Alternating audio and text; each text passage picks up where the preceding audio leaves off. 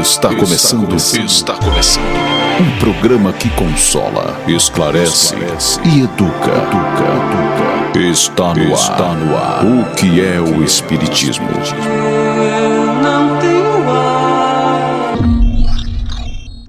Olá, queridos ouvintes, estamos começando, mais um programa, o que é o Espiritismo. Hoje um programa atendendo a pedidos, Nós fizemos há poucos meses atrás um programa falando sobre o Espiritismo e a Umbanda, com o nosso querido George Mairink. E aí a gente recebeu muitos pedidos dos nossos seguidores, das pessoas que costumam interagir com a gente, que gostaram e que tinham mais curiosidades, Então a gente fez mais uma pesquisa, chamou o George para mais uma conversa, que aceitou prontamente e está aqui hoje para a gente continuar esse assunto, falando sobre o Espiritismo e a Umbanda. George, seja bem-vindo mais uma vez ao nosso programa. Boa noite, fico muito feliz, agradecido pelo convite. Luz, vida e amor para todos que nos ouvem, para você também, Isabela. Obrigada, Jorge, muito obrigada. É um prazer estar aqui fazendo mais um programa com essa temática, que é uma temática bem apaixonante, Porque é uma doutrina, uma religião que tem muito a ver com o Espiritismo, então, com as suas diferenças, Mas tem muita coisa que é encantadora. E sem dúvida nenhuma, essa coisa da caridade é algo que, independente das religiões, onde há amor, onde há caridade, onde há luz, a gente gosta de estar. E a gente vai trazer hoje, Jorge, diferente da vez passada, alguns pormenores. Mas, antes da gente começar o nosso programa, a gente vai para o nosso momento de reflexão. Ouça agora, momento de reflexão. Fraternidade. Nisto todos conhecerão que sois meus discípulos, se vos amardes uns aos outros. Jesus. Evangelho de João, capítulo 13, versículo 35. Desde a vitória de Constantino, que descerrou ao mundo cristão as portas da hegemonia política, temos ensaiado diversas experiências para demonstrar na Terra a nossa condição de discípulos de Jesus. Organizamos concílios célebres, formulando atrevidas conclusões acerca da natureza de Deus e da alma, do universo e da vida. Incentivamos guerras arrasadoras que implantaram a miséria e o terror naqueles que não podiam crer pelo diapasão da nossa fé. Disputamos o sepulcro do Divino Mestre, brandindo a espada mortífera e ateando o fogo devorador. Criamos comendas e cargos religiosos, distribuindo o veneno e manejando o punhal.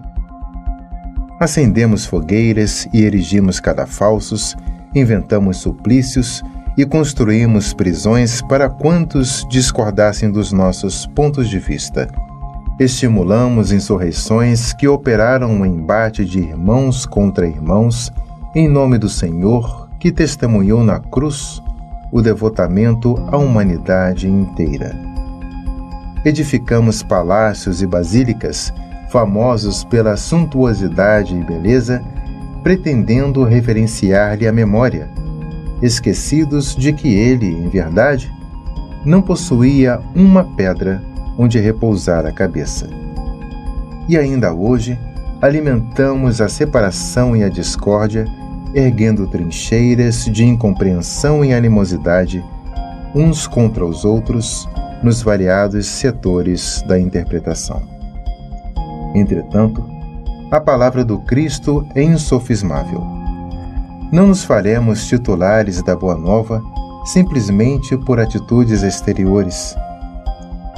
Precisamos sim da cultura que aprimora a inteligência, da justiça que sustenta a ordem, do progresso material que enriquece o trabalho e de assembleias que favoreçam o estudo.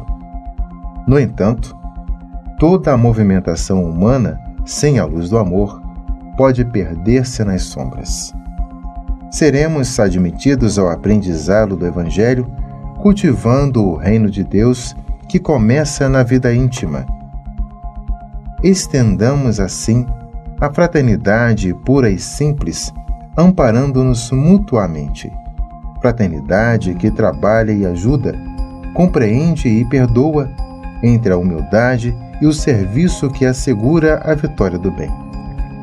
atendamo-la onde estivermos, recordando a palavra do Senhor, que afirmou com clareza e segurança: nisto todos conhecerão que sois meus discípulos, se vos amardes uns aos outros. Estamos de volta com o nosso programa, O que é o Espiritismo, hoje trazendo a presença do George, que vai conversar com a gente num programa 2, numa continuação do nosso programa sobre a diferença entre Espiritismo e Umbanda. E hoje, já entrando direto aqui no assunto, George, e com perguntas novas e diferentes do nosso programa anterior, eu começaria perguntando qual o significado, a origem da palavra Umbanda. É muito interessante. Tem 3 versões básicas que esclarecem a origem da Umbanda. A primeira é que no idioma banto, Umbanda é o Umbanda, é o médico curador, o que cuida do corpo físico, das doenças físicas e do espírito na aldeia.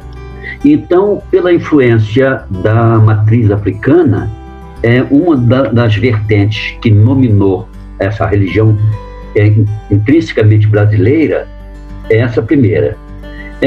A segunda, quando em 1908, 15 de novembro, na Federação Espírita, a entidade que foi o padre Gabriel Malagrita, que inclusive trabalhou no Maranhão, trabalhou no Ceará, ele vem com a missão de implantar a Umbanda. Ele fala em Alabanda, primeiramente. Depois, a evolução, tanto sonora quanto da grafia, como acontece com as palavras nos idiomas, no vernáculo, elas sofrem modificações. Então, acabou caindo-se em Umbanda. A outra vertente, inclusive, com orientações do Ramatiz, aquela entidade indiana, que o espiritismo não aceita muito, porque ele se manifesta em 1 ou 2 médios simplesmente. Ele fala que a Umbanda era uma religião praticada na Atlântida. Interessante, na cidade de Atlântida, aquela cidade que ficou submersa? Foi submersa, exatamente. Na Atlântida e na Lemúria, que foram os continentes que ficaram submersos. E o Platão, interessante que o filósofo Platão, seguidor do filósofo que foi, na realidade, antecessor do cristianismo, Sócrates, ele faz referências é o único local realmente, fora das informações espirituais, da existência de uma região, de uma sociedade que foi coberta pelas águas. Quando a gente vê alguns desertos, montanhas com conchas marinhas a 1.500 metros, você imagina que, em função do nível do centro da Terra, regiões são alagadas, outras. Há quem diga que a região ali da Califórnia vai ficar embaixo d'água. Inclusive aqui no Maranhão, a península, dizem também que as águas vão tomar. E não é inverossímil, porque a gente percebe o nível de maré de 8 metros no Maranhão, só tem aqui, e na Normandia, onde foi o desembarque da Segunda Guerra Mundial, maré desse tamanho. No Rio de Janeiro você tem 30 centímetros de maré, não muda muito. Parece estar sempre cheia ou sempre vazia. Aqui no Maranhão, não. A gente pode atravessar em alguns lugares e depois passar de barco no mesmo lugar. Exatamente. Essas 3 vertentes que nominam a Umbanda, O Umbanda e a Umbanda como uma religiosidade mágica da Lemúria e da Atlântida, e tem também a nominação pelo Caboclo das 7 Encruzilhadas, que fundou propriamente a região de Umbanda, que ele falava Alabanda, Umbanda. Engraçado. Uma mudança. Sim. Engraçado. Mas a síntese, como você falou, é a manifestação do espírito para a caridade. Essa que é o nome da Umbanda realmente, é o sintagma, é a marca registrada da Umbanda. Sim. E Jorge, uma outra curiosidade que eu vejo, uma diferença bem clara é assim: no Espiritismo, a gente busca ter o mínimo de rituais, A gente até fala que não temos, porque a gente realmente não tem.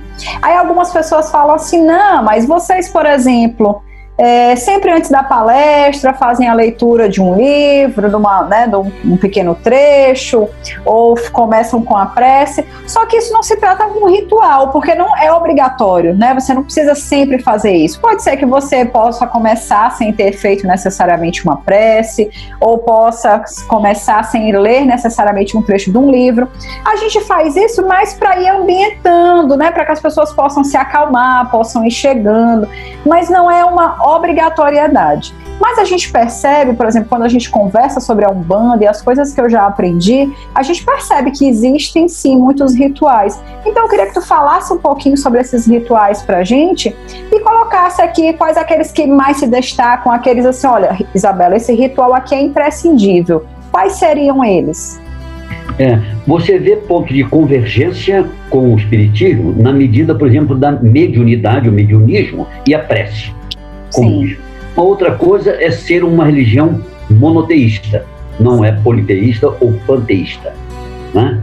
Agora, a mediunidade na doutrina espírita, ela é mais a nível mental. Inclusive, dizem os livros que no futuro não vai haver manifestação física ou psicofonia, vai ser ao nível da mente. Como os espíritos falam na espiritualidade. Eu sempre falo, como é que um espírito chinês desencarnado fala com um russo? Chama um tradutor? Não, de mente para mente. Eu estive numa consulta com o Dr. Fitz e o médium fala sem nenhum arrastar do idioma alemão, que é muito áspero na pronúncia, porque na realidade ele passa, o Dr. Fitz e os espíritos passam ao nível das ideias e depois se manifestam. E por isso que quem tem um médium que tem, por exemplo, a cultura inglesa, tem mais facilidade de falar que um espírito que teve ascendência inglesa. Então, a Umbanda, ela tem uma coisa de lidar com energias mais grosseiras, mais sólidas. Então, ela precisa de equipamento. Além do ectoplasma do médium, a Umbanda lida com flores, vegetais, ervas e frutos. Então, a contrapartida energética nessa ritualística não é que a entidade vai comer manga, abacate, fruta. O fluido universal que está presente em tudo no universo e quando está na planta, no homem, nos animais, é o fluido vital. Esse fluido, ele permanece mesmo quando há a decomposição material do objeto, que tem uma energia no universo, tudo é energia. E a Umbanda trabalha com essas energias.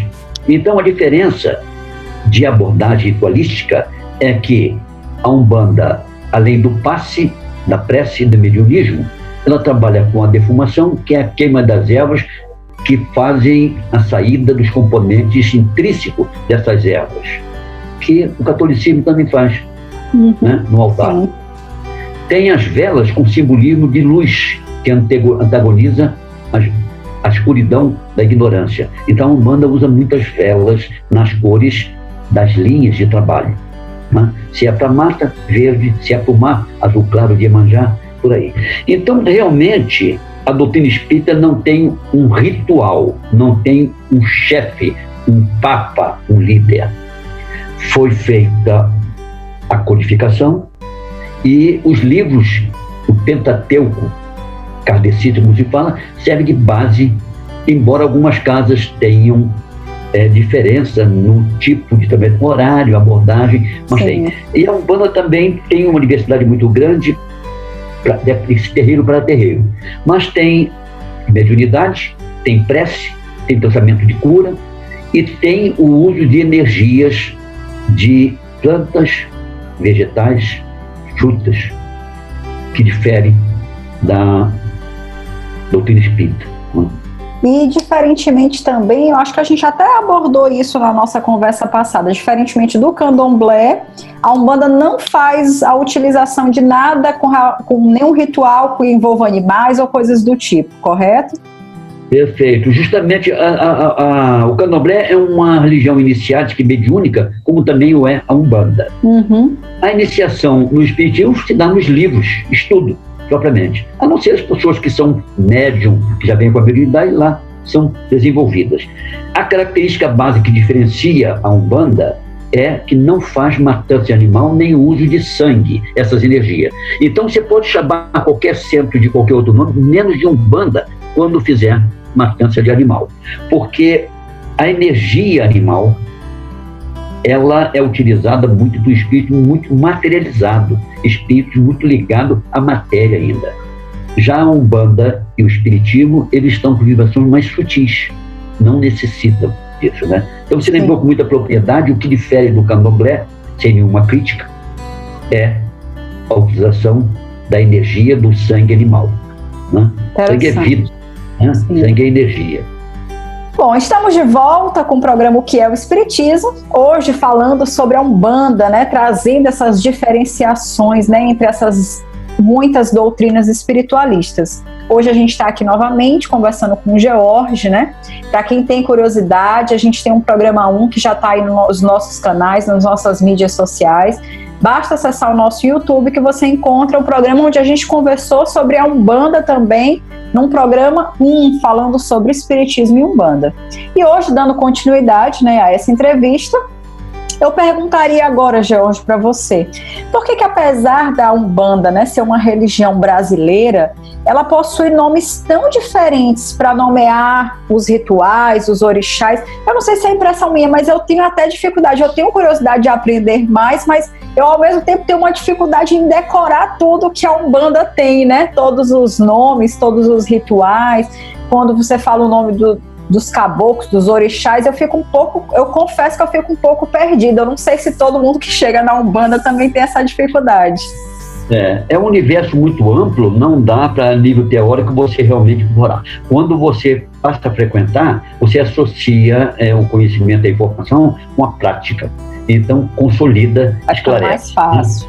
Agora, a Umbanda, ela é genuinamente brasileira e ela foi criada por determinação do astral superior para antagonizar a psicosfera que os nossos irmãos negros explorados, sacrificados, se defendiam com os médiuns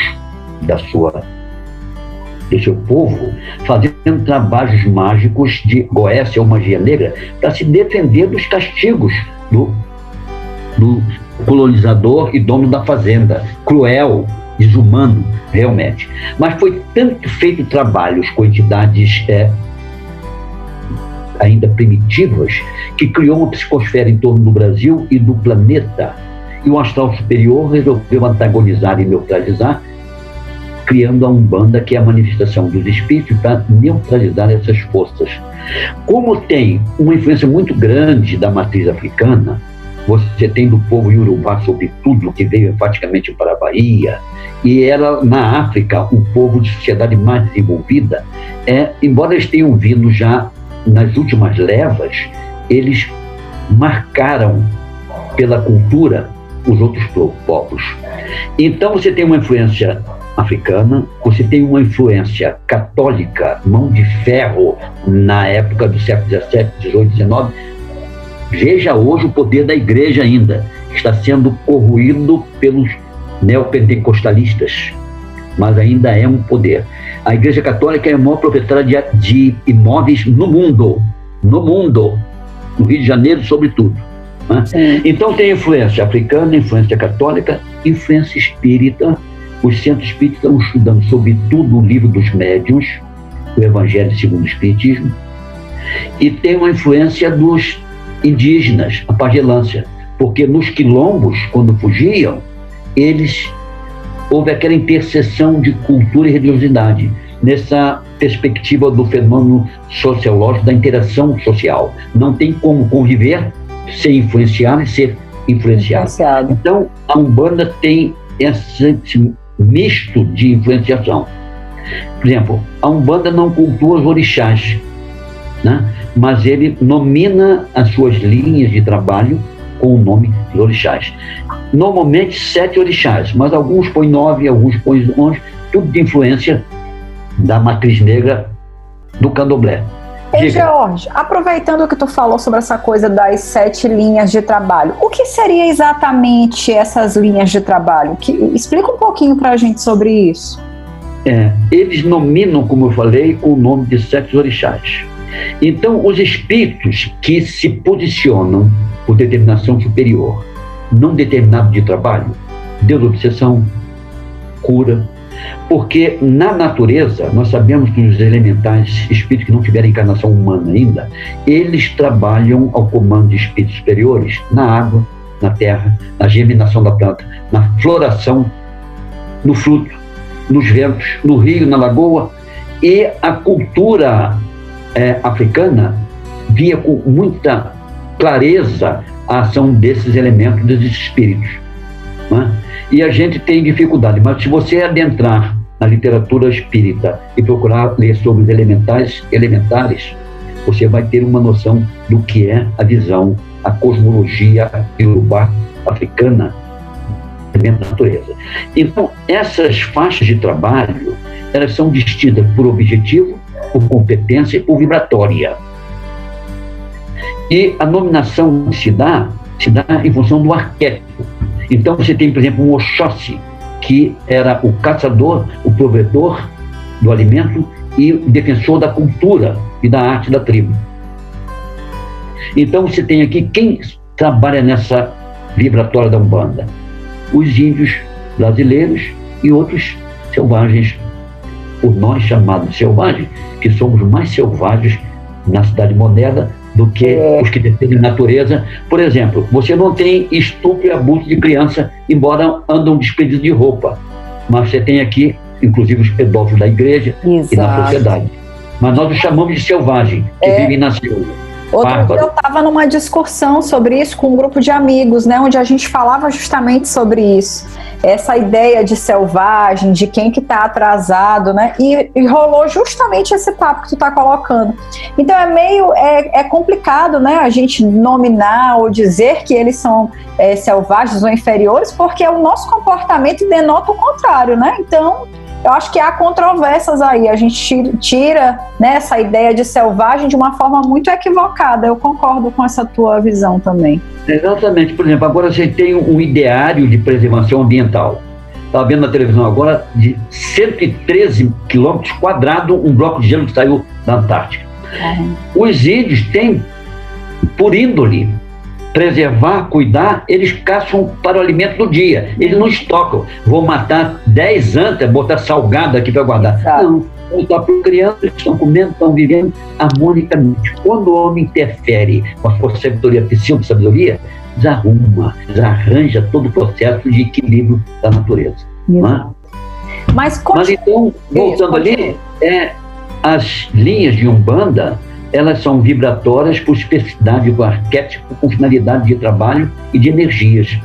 Então, a energia do Exu é de um tipo para um trabalho, a energia do povo de água, a energia da mata, são energias diferenciadas que agrupam espíritos que trabalham com amor, com dedicação, naquela tipo de corrente vibratória. George, uma outra dúvida, um outro questionamento interessante é assim: dentro da doutrina espírita, às vezes a pessoa começa a frequentar um centro, por exemplo, e ela pode chegar lá pelos motivos mais diversos: curiosidade, vontade de saber mais, ou porque está passando por algum problema e fez um atendimento espiritual e depois acabou permanecendo ali nos estudos, na palestra, né? Então os motivos podem ser diversos. E aí ela começa a frequentar o centro, e aí ela vai em palestras públicas, depois ela inicia um estudo, ou depois ela se envolve nas questões mediúnicas do centro, ou passe, e aí os trabalhos são muitos.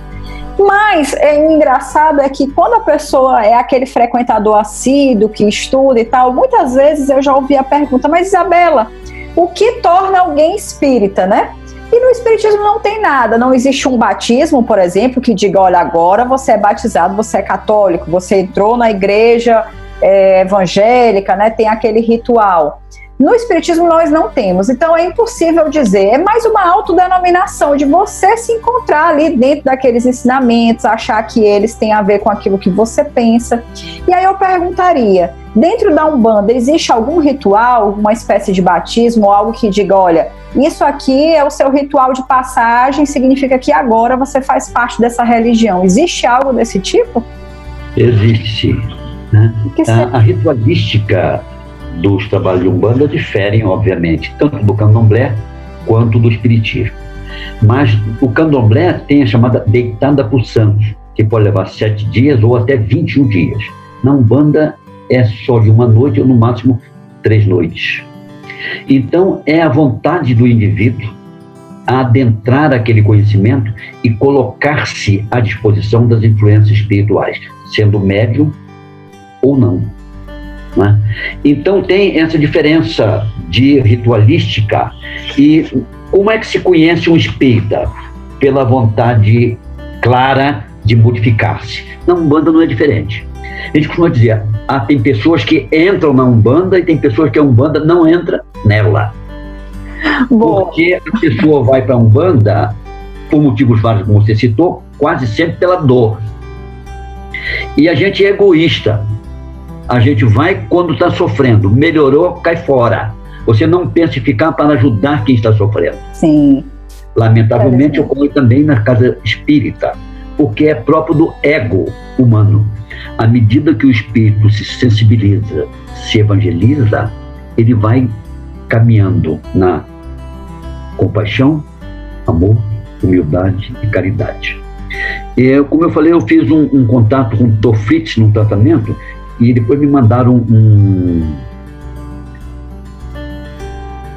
um áudio, que eu acho que até passei para você, em que ele chama muitos espíritas de hipócritas, e você é obrigado a concordar. Como tem também hipócritas na Umbanda, porque uma coisa é o ideário e outra coisa são as pessoas que frequentam. As pessoas têm as suas mazelas, suas fraquezas, suas diferenças. Então na Umbanda tem uma ritualística diferente. Você, para entrar na casa Umbanda, as pessoas educadas não entram na casa de ninguém sem pedir licença nem dar boa tarde. Tem um boa tarde, um bom dia ou uma boa noite na casa, porque tem uma firmeza do lado esquerdo, que é para os Exus, e tem a direita para o Omulu, que é as almas, os pretos velhos. Então você faz uma saudação à esquerda primeiro, depois à direita. E faz também para o Gongá, o Peji. E você não entra no lugar ritualístico de sapato, para não trazer energias da rua. É uma questão de respeito. Além do mais, o pé no chão permite que as energias boas, ao dissipar a energia ruins, passe para a terra, né? Então tem toda essa preparação, essa mística que difere da doutrina espírita, né? A doutrina espírita não tem ritualística nenhuma, a não ser a prece inicial, como você falou. Sim. Muito curioso perceber isso. E Jorge, tu falou uma coisa agora bem curiosa, né? Que eu acho que muitas pessoas também têm essa curiosidade. O preto velho é uma figura bem emblemática, né? Dentro da Umbanda. Inclusive a gente vê, por exemplo, em casas que vendem artigos para Umbanda, velas, essas coisas. Eu lembro da minha infância de ver essas casas no centro aqui de São Luís, por exemplo, e sempre tinha a imagem de um preto velho sentado, fumando um charuto. O que, afinal de contas, simboliza, né? O que significa o preto velho dentro da Umbanda? É uma entidade? É um espírito específico? Explica pra gente. A tríade básica da Umbanda é preto velho, caboclo e criança, agregado com todas as outras entidades que trabalham. O preto velho é uma figura mítica, emblemática, como você falou. Na realidade, o preto velho, a maioria deles, foram espíritos que sofreram horrores quando vieram trazidos da África, e através do evangelho e na espiritualidade, eles se apossaram de uma coisa que nós não temos, o perdão. Então eles tratam os senhores dizendo que os queimaram, bateram, destruíram, e as entidades sofridas lá no umbral não entendem, mas foi eu que te bati, botei no tronco, está me ajudando. Não dá para entender, dá um nó. Agora, o preto velho é um arquétipo, porque tem espíritos que trabalham como preto velho que não foram escravos. Por exemplo, há relato do Dr. Bezerra de Menezes trabalhar com o pai Joaquim. Tem um livro pequenino, que eu não lembro o nome, que o Dr. Bezerra de Menezes manda um tio, um sobrinho, que gerações sequenciais vêm em relações homossexuais, então a preta velha quebrar esse ciclo vibratório. Muito interessante. Então o preto velho simboliza a humildade, é um dos tripés da Umbanda, mas é um arquétipo. Qualquer espírito que queira trabalhar no amor, na caridade, pode apresentar. Mas por que é que se apresenta? Então tem um relato interessante que eu vi no outro dia, que até me emociona. Num centro espírita, incorporou um preto velho. Eles disseram, não leve a mão, mas o senhor não pode ficar aqui, nós não trabalhamos com esse tipo de entidade. O senhor é um espírito atrasado. Ele falou, perfeitamente, foi embora. Em seguida, manifestou-se outro. Eloquente, cientista, deu aula de filosofia, de física, química, falou em alemão, em inglês, e eles anotando, preocupados. No final, o chefe, eu gostaria que o senhor deixasse seu nome, falou, o preto velho que vocês mandaram sair agora. Porque é um espírito que se manifesta naquele arquétipo para comunicar-se. Então, na Umbanda, tem pessoas humildes, analfabetas, diferentes do espiritismo, que são a doutrina dos livros, são até criticados, livrescos, porque é nos livros que a gente aprende.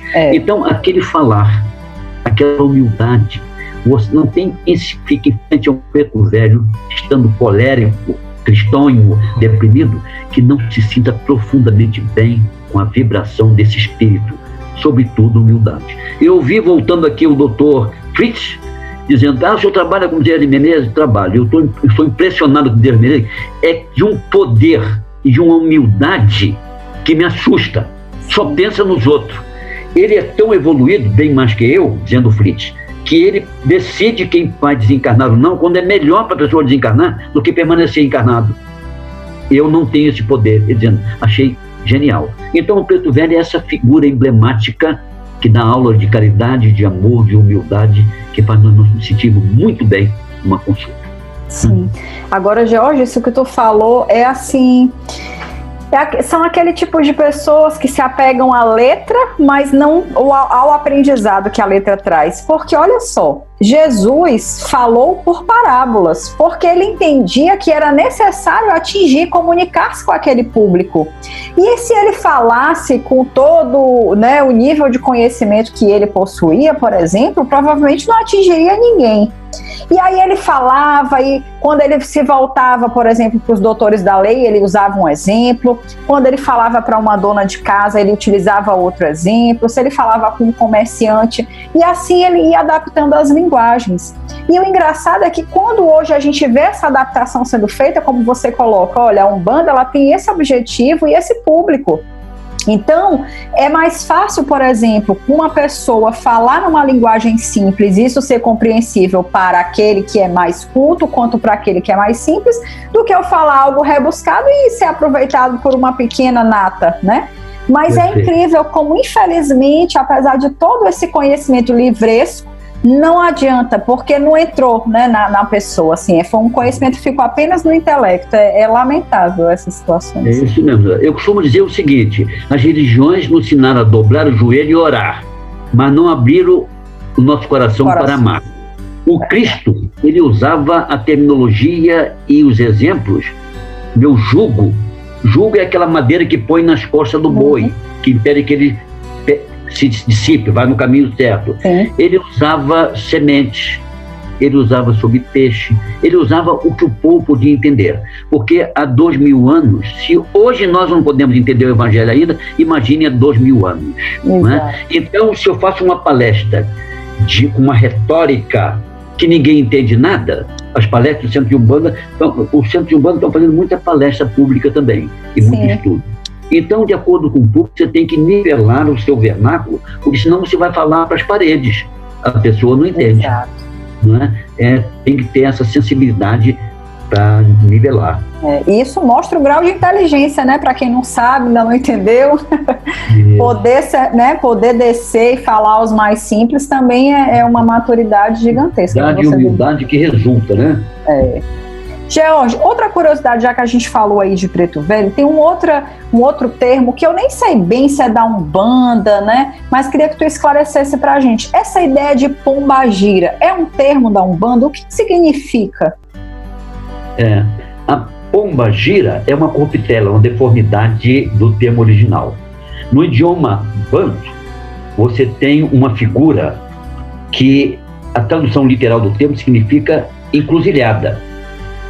A cruz dos caminhos, porque as entidades Exu e a pombagira, que é a vibratora feminina da linha de Exu, eles trabalham nas estradas, na encruzilhada, propriamente. Entendi. Então, no idioma banto, existe a figura da Pambo e a Ngila, que acabou virando Bombo Gira, e depois Pomba Gira. Sim. Né? Pomba Gira. Eu achei interessante, assim, o humor, um amigo no dia me mandou. Você já viu umas ventoinhas de alumínio que põe sobre as fábricas, que capta, e tinha uma pomba sentada naquilo, e rodando. O cara falou, olha a pomba gira. O humor. Então, a Pambo Ngila é uma entidade que é a contrapartida vibratória do Exu. Eles trabalham nas estradas, são guardiões e protetores dos templos, das casas, do mercado, das escolas, dos hospitais. Eles são entidades soldados do astral. Eles estão à porta, junto com os caboclos, em torno de um centro, impedindo que os espíritos zombeteiros, os quiumbas sem luz, possam atrapalhar. Quando há necessidade e a permissão superior, entra um para ser orientado, tratado. Mas tem um verdadeiro batalhão em torno de hospitais e de igrejas evangélicas, inclusive, que eles não sabem. Né? Então, a Pomba Gira, ou Bombo Gira, tem a sua origem da África. E é um tipo de vibratória que não corresponde a uma linha específica na Umbanda, mas prestam serviço a todas as linhas. Por exemplo, o corpo levado ao cemitério em decomposição, o perispírito acompanha o espírito, e o dupletético, que é o campo energético que tangencia tanto a parte física quanto a espiritual, ele vai se dissipando aos poucos. Os vampiros espirituais materializados ficam no cemitério para se apropriar dessa energia, para fazer inclusive um trabalho de magia negra. Sim. Quem é que está lá? Os Exus. Entendi. Tem uma falange chefiada por um Exu chamado Exu Caveira, que tem a contrapartida da Rosa Caveira, Sete Catacumbas, Maria Mulambo, que tem histórias interessantes para um estudo posterior. Eles impedem a apropriação desse duplo etéreo, que retorna ao espaço para fazer parte das energias cósmicas. Sim, do fluido cósmico. Então, muito interessante. Trabalham em todas as correntes. Todas. Sim.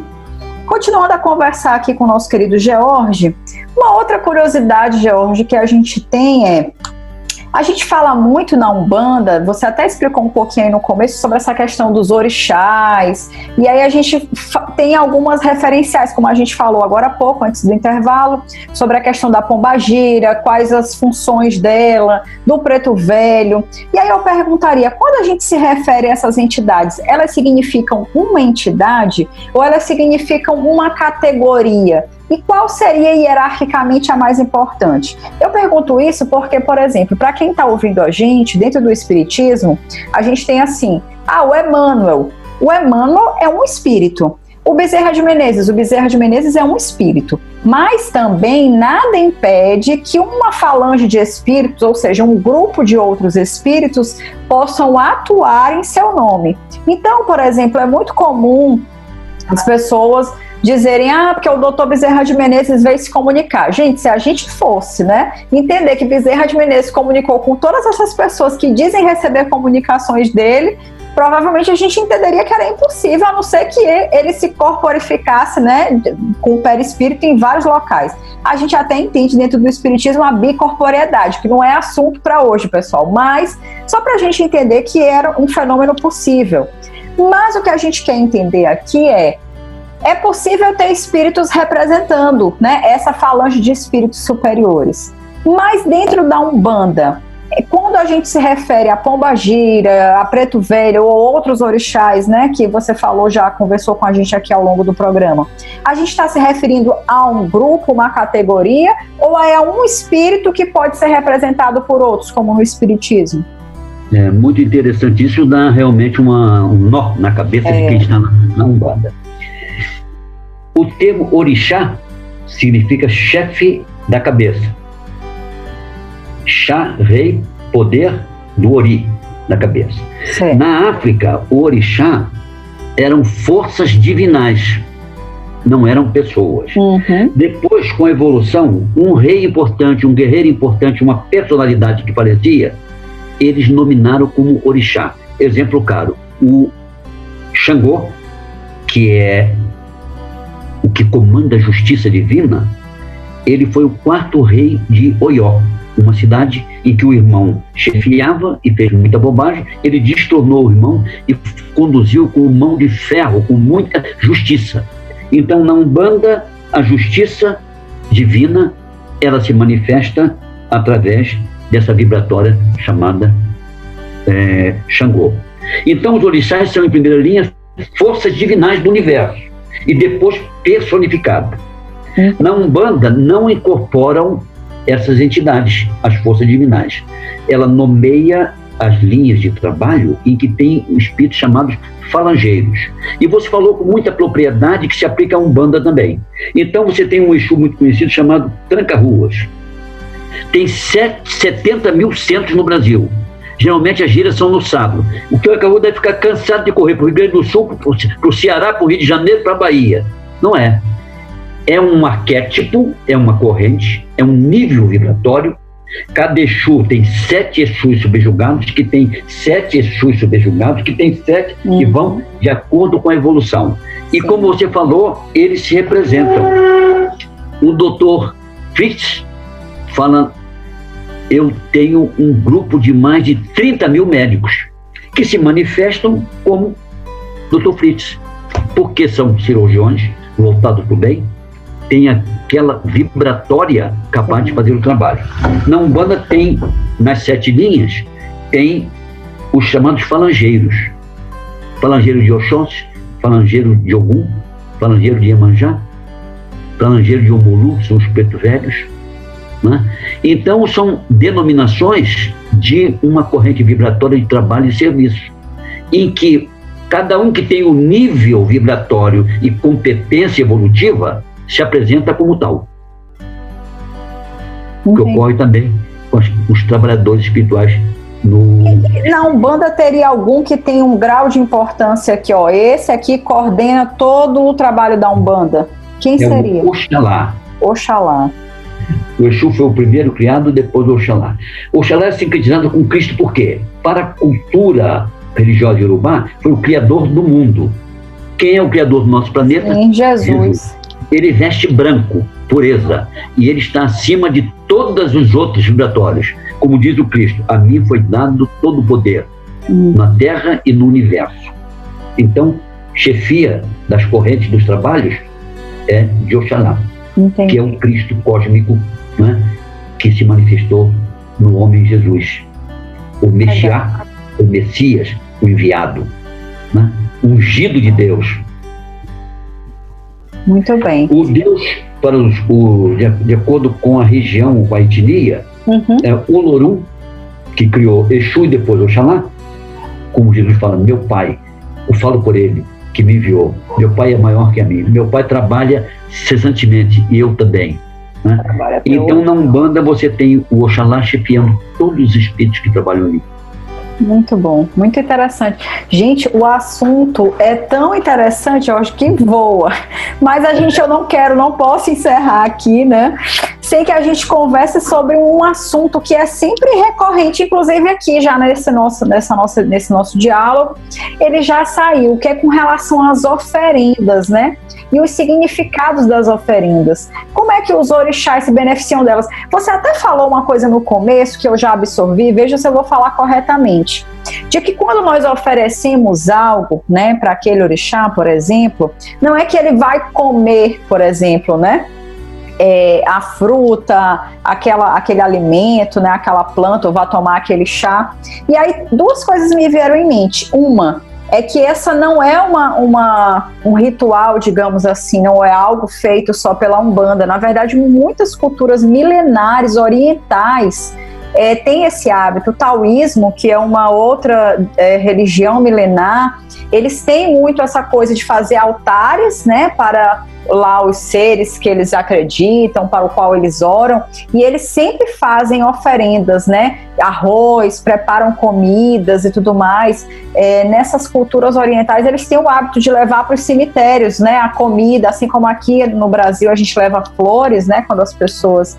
E aí, inclusive, um dia uma pessoa tentou tirar onda tipo assim, né, brincar, uma brincadeira sem graça, porque eu acho que esse tipo de coisa não é algo que você não mexe, né, com as crenças alheias. E eu vi alguém fazer algum tipo de piada sobre isso, dizendo assim, mas pra que vocês levam comida pro cemitério? Por acaso o defunto vai vir lá comer essa comida? E aí na mesma hora a outra pessoa respondeu, e ele por acaso vem cheirar suas flores, né? Porque também não faria sentido. E aí eu acho que tu respondeu um pouco já isso no começo, quando tu falou que eles absorvem, né, essa energia, eles conseguem extrair dali esse substrato. Agora, o engraçado é que eu nunca tinha parado para pensar nisso, Jorge, porque na doutrina espírita, a gente entende, ou pelo menos a gente, quando faz as leituras, por exemplo, de uma obra como Sexo e Destino, tem uma cena nesse livro, do André Luiz, psicografado pelo Chico, em que o encarnado dá 3 goles num copo de uísque. E um gole é para ele e outros 2 goles para 2 desencarnados que estão próximos. Então a gente cria aquela ideia de que só é possível absorver esse fluido, ou talvez ele seja mais fácil de ser absorvido, quando ele vem de um outro espírito estando encarnado. Eu não sei se isso é mais forte ou a sensação é melhor. Poderia explicar um pouquinho isso para a gente, já que é possível ele extrair daquele elemento, por que então que alguns esperam que um espírito encarnado absorva aquilo para extrair dele? É muito interessante a sua abordagem inicial, e eu conheci essa história, né? Vai comer e por acaso vai cheirar sua flor e tal. Sim. Começa, como você falou do taoísmo, da intenção. O espírito desencarnado, lembrado, se sente muito bem. E se sente muito mal quando ninguém faz uma prece e não dá bola. Pega as coisas que foram dele, joga fora e queima, que ele guardou com cuidado. Não é? E aí vem o exagero também das mães que não arruma o quarto, lava a roupa dos filhos. O filho quer caminhar, não pode mais, que ela fica chamando a vinculação com as coisas materiais. Então, realmente, tudo no universo, absolutamente tudo é energia. Tudo. Isso era dito desde há 10 mil anos no hinduísmo, e o Albert Einstein, a física tradicional, provou, e hoje em dia a física quântica ratifica, comprova. Então, deixando de lado o aspecto místico, mágico e religioso, caindo na realidade cósmica científica, as leis naturais. Então, tudo é energia. O álcool é altamente volátil. Quando você bebe, é a única substância absorvida no estômago.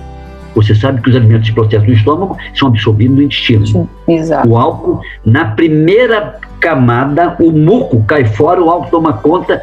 Na primeira batida cardíaca, ele vai ao cérebro. E como o perispírito está ligado ao espírito e à matéria,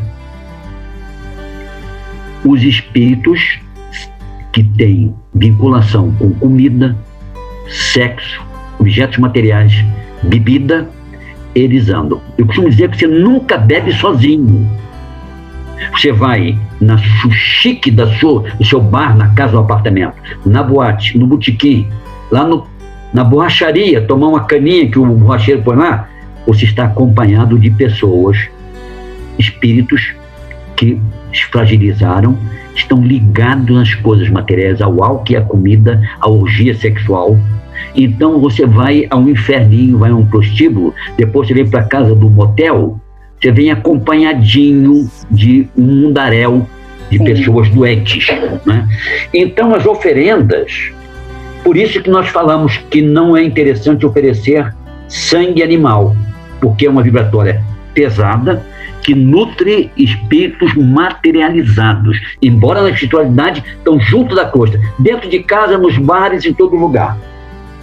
Já as emanações das flores, elas são sutis, das ervas são sutis.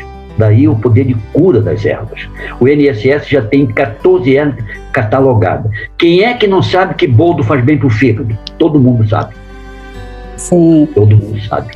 Né? Arqueja para o estômago, e aí vai, né? O amargor é bom, não é? Então, é uma realidade que o fluido universal, chamado fluido animal ou vital, quando está presente no vegetal, no animal, no humano, ele se extravasa, a ponto de ser fotografado pela fotografia Kirlian. A energia que sai de você. Quando está orando, em bom pensamento, é azulado, amarelado. Quando está com ódio, bêbado, drogado, é turva, escura.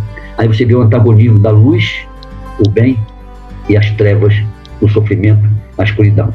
Então você abordou com muita propriedade. O arroz, o japonesinho que morreu não vai comer, mas ele fica reconfortado que o filho e a mulher oferecem aquilo. E a energia que tem no alimento, ele capta. Ele não come o grão, sobretudo porque não está cozido. Sim. Mas ele pega a chama contrapartida energética. E o pensamento é energia absoluta, ele age sobre a matéria e sobre a energia. Então, quando você faz com amor, é o caso da prece. Por isso que se afirma, o Emmanuel fala, uma prece de mãe não abre a porta do céu, arromba, estronda. E o Cristo que diz, tudo que pedir ao Pai em meu nome, crede que recebereis. Já imaginou isso? Agora experimenta pedir para os outros, direto ali. Agora, quando você pede egoístamente, não costuma passar nem do telhado, fica na laje, a vibratória, porque ela volta para si, do ego, para dentro, né? Então, centrípeta e centrífuga. Sim. O amor é centrífugo, ele foge do centro. E o centrípeto vem para dentro, eu quero, é meu. A criancinha nos primeiros anos, o brinquedo é meu, depois vai aprendendo a dividir, quando percebe que não consegue brincar sozinho. Como somos crianças espirituais, vamos aprender a brincar juntos. Exato. George, meu Deus, foi muito, muito prazeroso ter você aqui com a gente, conversando mais uma vez sobre esse assunto tão instigante, né? Que faz a gente refletir, aprender mais, para ter um respeito maior. Porque eu acho que quando a gente aprende sobre outras doutrinas, outras religiões, a gente sai da ignorância, né, do preconceito sobre aquilo, de achar que a gente sabe alguma coisa, quando a gente não tem a menor noção do que seja, né? Então, tem sido muito esclarecedor conversar, espero que a gente também possa fazer outros programas, trazendo conhecimento de outras doutrinas, porque quanto mais a gente esclarece, mais a gente consegue praticar e vivenciar o amor, né, de forma imparcial com todos, né? Independente de quem seja aquela pessoa, do que ela represente, de que doutrina ela seja, isso é o que pouco importa, né? A gente precisa amar um ao outro, não é amar aquele que faz igual a gente. Então, muito obrigada, George, pela sua presença. Pode falar. O Jesus, quando estava no templo, que chegou a mãe e os irmãos, né, falou, sua mãe e seu irmão querem falar contigo. Quem é minha mãe, quem são meus irmãos? Perfeito. Quando nós temos essa noção da família cósmica, sim, a gente não prestigia nem a família de dentro de casa. Tem irmão que mata irmão, Caim matou Abel. Né? E o respeito à diversidade é fundamental, porque não tem religião que seja detentora de toda a verdade. Ela é ramos de uma árvore frondosa da fé e da conexão com o divino. Exato. Todos pregam amor. E lamenta-se muito que as religiões se apropriem de Deus. Então estão certezas. O árabe, por exemplo, do Islã, ele, quando põe bomba na cintura e mata o inimigo de Israel, ele foi prometido a ele 7 virgens e manjar de mel. Isso. Quando chega lá, não encontra as meninas esperando, deve ser uma frustração. Os evangélicos também, meus irmãos queridos evangélicos, que se acham únicos salvos, quando chega lá, se Jesus não estiver no primeiro lugar para abraçar, vai ser uma tristeza muito grande. Sim. Então que a gente busca esclarecer, né, para não chegar lá com essa frustração. Amor do que religião, né? Mas a morosidade, né? Como diz as entidades superiores, abrir o coração para o amor, para a humildade e para a compaixão.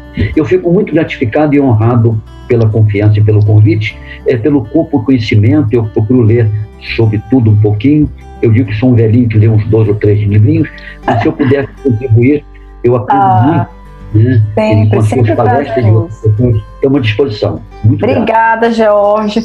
Pessoal, a gente vai ficar por aqui, né? Encerrando mais um programa que é o Espiritismo, mas no próximo sábado estamos de volta. Lembrando que você pode encontrar a gente nas nossas redes sociais, Instagram, Facebook e no nosso canal no YouTube. Você que acompanhou esse programa aqui com a gente hoje, sábado, pode assistir o mesmo programa a partir de terça-feira. Já estará disponível no nosso canal no YouTube. Muito obrigada e até a próxima.